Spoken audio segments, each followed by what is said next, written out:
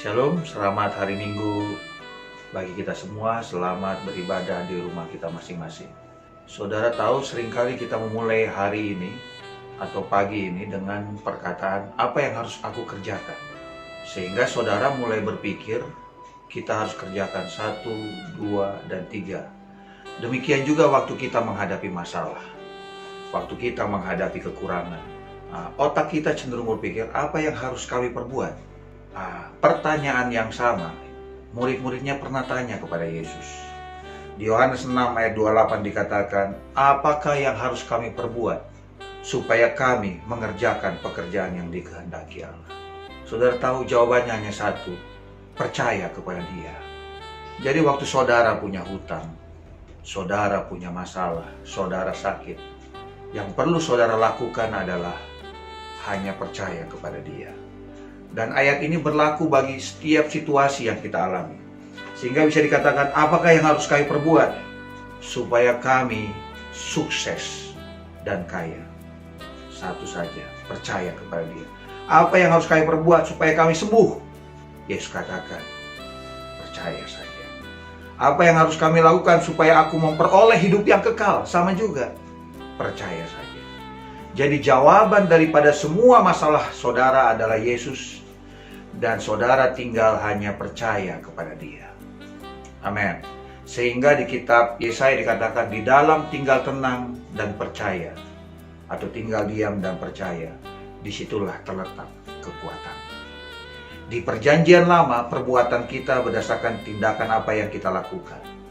Di perjanjian baru, kebenaran itu berdasarkan iman, berdasarkan apa yang kita percayai. Sehingga di Roma pasal yang keempat dikatakan demikian.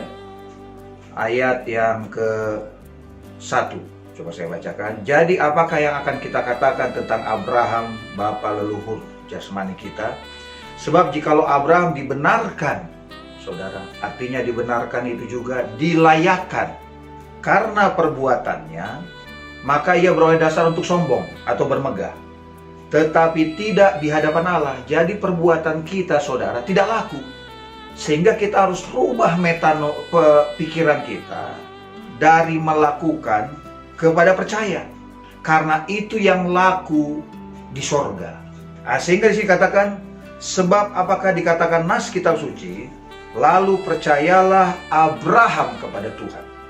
Enggak dikatakan lalu taatlah Abraham kepada Tuhan. Enggak. Percayalah Abraham kepada Tuhan, dan detik itu juga Tuhan memperhitungkan hal itu kepadanya sebagai kebenaran.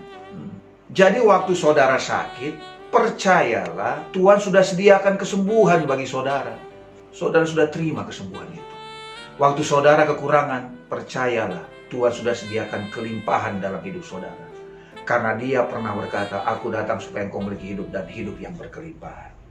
Sehingga kita bisa mengerti ayat ini, ayat yang keempat. Kalau ada orang yang bekerja, artinya melakukan sesuatu, upahnya tidak diperhitungkan sebagai hadiah, tapi sebagai haknya. Sehingga kita bisa sombong. Kenapa kok begini? Karena aku sudah melakukan ini. Kenapa kok bisa diberkati Tuhan? Karena aku melakukan ini. Itu hak. Amin. Tetapi ayat yang kelima, tetapi kalau ada orang yang tidak bekerja, artinya tidak melakukan apapun, namun percaya. Jadi pekerjaan kita, saudara, adalah percaya. Namun percaya kepada Dia yang membenarkan orang durhaka, imannya diperhitungkan menjadi kebenaran.